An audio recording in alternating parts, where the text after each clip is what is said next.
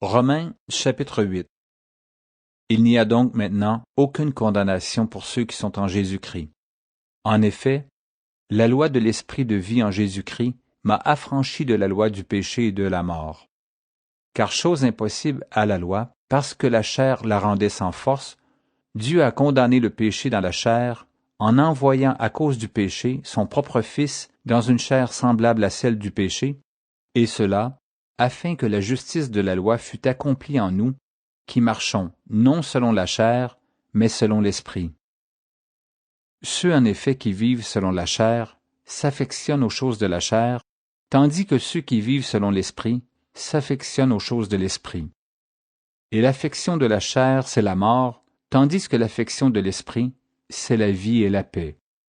Car l'affection de la chair est inimitié contre Dieu, parce qu'elle ne se soumet pas à la loi de Dieu et qu'elle ne le peut même pas.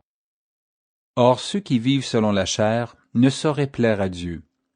Pour vous, vous ne vivez pas selon la chair, mais selon l'Esprit, si du moins l'Esprit de Dieu habite en vous. Si quelqu'un n'a pas l'Esprit de Christ, il ne lui appartient pas. Et si Christ est en vous, le corps, il est vrai, est mort à cause du péché, mais l'Esprit est vie à cause de la justice. Et si l'Esprit de celui qui a ressuscité Jésus d'entre les morts habite en vous, celui qui a ressuscité Christ d'entre les morts rendra aussi la vie à vos corps mortels par son Esprit qui habite en vous. Ainsi donc, frères, nous ne sommes point redevables à la chair pour vivre selon la chair. Si vous vivez selon la chair, vous mourrez. Mais si par l'Esprit vous faites mourir les actions du corps, vous vivrez. Car tous ceux qui sont conduits par l'Esprit de Dieu sont fils de Dieu. Et vous n'avez point reçu un esprit de servitude pour être encore dans la crainte, mais vous avez reçu un esprit d'adoption, par lequel nous crions « Abba, Père ». L'Esprit lui-même rend témoignage à notre esprit que nous sommes enfants de Dieu. Or, si nous sommes enfants, nous sommes aussi héritiers, héritiers de Dieu et co-héritiers de Christ, si toutefois nous souffrons avec lui afin d'être glorifiés avec lui.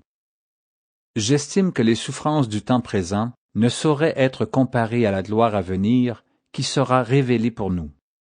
Aussi la création attend-elle avec un ardent désir la révélation des fils de Dieu.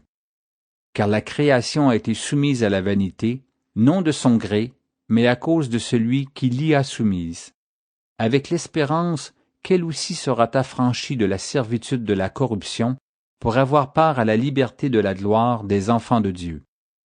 Or, nous savons que, jusqu'à ce jour, la création tout entière soupire et souffre les douleurs de l'enfantement. Et ce n'est pas elle seulement, mais nous aussi qui avons les prémices de l'Esprit.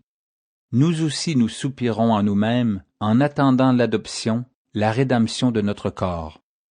Car c'est en espérance que nous sommes sauvés. Or, l'espérance qu'on voit n'est plus espérance. Ce qu'on voit, peut-on l'espérer encore? Mais si nous espérons ce que nous ne voyons pas, nous l'attendons avec persévérance. De même aussi, l'Esprit nous aide dans notre faiblesse, car nous ne savons pas ce qu'il nous convient de demander dans nos prières. Mais l'Esprit lui-même intercède par des soupirs inexprimables. Et celui qui sonde les cœurs connaît quelle est la pensée de l'Esprit, parce que c'est selon Dieu qu'il intercède en faveur des saints. Nous savons du reste que toute chose concourt au bien de ceux qui aiment Dieu, de ceux qui sont appelés selon son dessein. Car ceux qu'il a connus d'avance, il les a aussi prédestinés à être semblables à l'image de son Fils, afin que son Fils fût le premier entre plusieurs frères. Et ceux qu'il a prédestinés, il les a aussi appelés. Et ceux qu'il a appelés, il les a aussi justifiés. Et ceux qu'il a justifiés, il les a aussi glorifiés. Que dirons-nous donc à l'égard de ces choses? Si Dieu est pour nous, qui sera contre nous? Lui qui n'a point épargné son propre Fils, mais qui l'a livré pour nous tous, comment ne nous donnera-t-il pas aussi toutes choses avec lui? Qui accusera les élus de Dieu? C'est Dieu qui justifie. Qui les condamnera? Christ est mort, bien plus. Il est ressuscité. Il est à la droite de Dieu, et il intercède pour nous. Qui nous séparera de l'amour de Christ? Sera-ce la tribulation, ou l'angoisse, ou la persécution, ou la faim, ou la nudité, ou le péril, ou l'épée? Selon qu'il est écrit, « C'est à cause de toi qu'on nous met à mort tout le jour, qu'on nous regarde comme des brebis destinées à la boucherie. Mais dans toutes ces choses, nous sommes plus que vainqueurs par celui qui nous a aimés. Car j'ai l'assurance que ni la mort, ni la vie, ni les anges, ni les dominations, ni les choses présentes, ni les choses à venir, ni les puissances, ni la hauteur, ni la profondeur, ni aucune autre créature ne pourra nous séparer de l'amour de Dieu, manifesté en Jésus-Christ notre Seigneur. »